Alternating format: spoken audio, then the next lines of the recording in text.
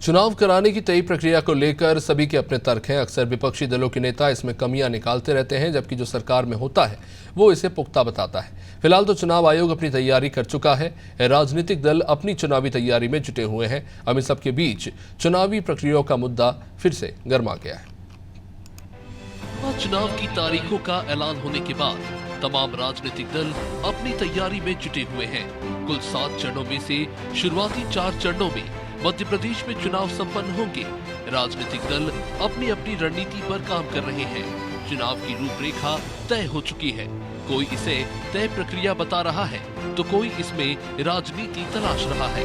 BJP एक तरफ काफी कॉन्फिडेंट नजर आ रही है तो दूसरी तरफ कांग्रेस ईवीएम को लेकर अपना असंतोष जाहिर कर रही है। इन सब के बीच मुख्य चुनाव आयुक्त की शेरो शायरी की भी अब चर्चा हो रही है। तो ठीक है, मूल समस्या है कि चुनाव आयोग को इस बात की जवाब देना चाहिए कि जो है आचार संहिता का पीरियड जो है 81 दिन कैसे हो गया है, ये लगातार क्यों बढ़ता जा रहा है।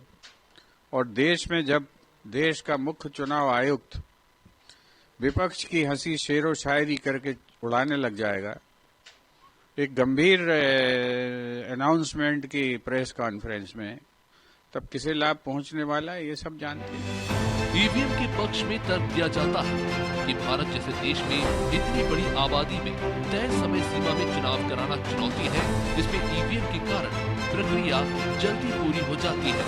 वही कांग्रेस ने सवाल उठाया है कि आखिर आचार संहिता का पीरियड 81 दिन क्यों हो गया है। इस पर बीजेपी का क्या कहना है वो भी सुनिए।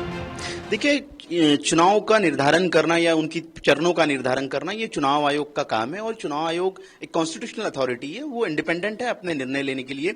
देश काल परिस्थिति और यहाँ की व्यवस्थाएं और परिस्थिति का निर्णय देखकर चुनाव आयोग ने 4 चरणों में चुनाव का निर्णय लिया है। मुझे लगता है कि हम एक राजनीतिक दल के नाते इसका स्वागत योग्य कदम है, क्योंकि आप देखेंगे महत्वपूर्ण यह है कि भारतीय चुनाव आयोग 50 वर्षों से भी अधिक कालिका से एक शालीनता के साथ में चुनाव करते आए हैं। एक ऐसे चुनाव देश में हो रहे हैं जिसका मुझे लगता है कि अन्य देश भी हमारा अनुसरण करते हैं।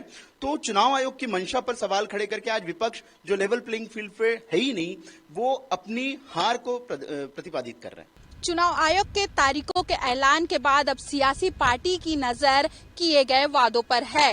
अगर पिछले चुनाव का पैटर्न देखें तो चुनाव आयोग ने कई चरणों में चुनाव कराया था, लेकिन इस बार मध्य प्रदेश में 4 चरणों में लोकसभा चुनाव है, जिसको लेकर मध्य प्रदेश में सियासत होने लगी है।